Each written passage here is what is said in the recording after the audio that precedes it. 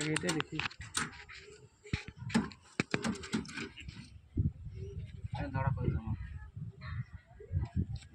তাই তো দেখছি পাখা বাঁধা। এই দেখতে পাবে ছাটাটা ভালো ছা ধরা একটু নচড়ে মরে গেল আগে সিজন করে দিল। এই কবুতরগুলো খাঁচা সহ সেল হচ্ছে বলো ৮০,০০০ টাকা নাকি? কোনটা? খাঁচা সহ। হ্যাঁ ঝুটি না আগে সিজনে ভালো সে ঝুটি নর।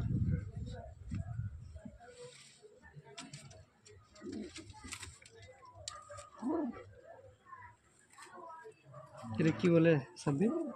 পেলাম ছাদে পেলাম।